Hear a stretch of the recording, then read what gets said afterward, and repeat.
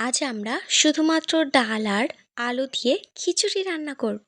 এতে আমাদের রান্নাঘরের সাধারণ মশলা ব্যবহার করব আর খিচুড়ির সঙ্গে থাকবে রসা মাংস। চলুন চটপট শুরু করা যাক। প্রথমে আমরা হাঁড়িতে পরিমাণ মতো জল দিয়ে দেব। সেই জলে আমরা কাঁচা লঙ্কা, শুকনো লঙ্কা, সামান্য হলুদ গুঁড়ো দিয়ে দেব।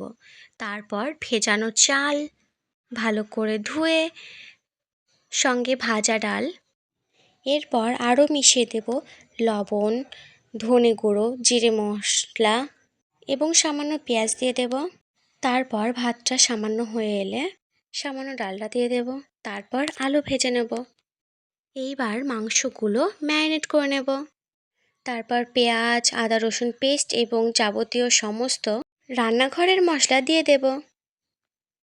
এরপর কড়াইতে দিয়ে দিলাম আদা রসুন কুচি, লঙ্কা কুচি এবং পেঁয়াজ কোচানো। ধীরে ধীরে নাড়তে থাকি যতক্ষণ না পেঁয়াজটা বাদামি না হয়ে যায়।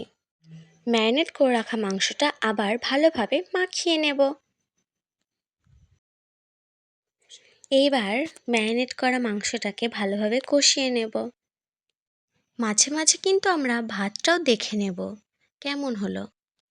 তারপর মাংস কষা হয়ে এলে তাতে তেজপাতা দিয়ে দেব।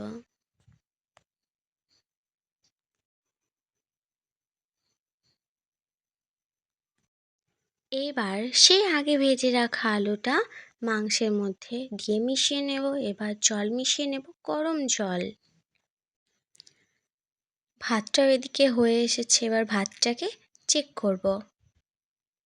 এবার মাংসের সেই স্পেশাল মশলার পালি, গরম মশলা এবং রসা মাংসের ঝোলে সেটা দিয়ে দিয়ে নাড়তে থাকবো ধীরে ধীরে।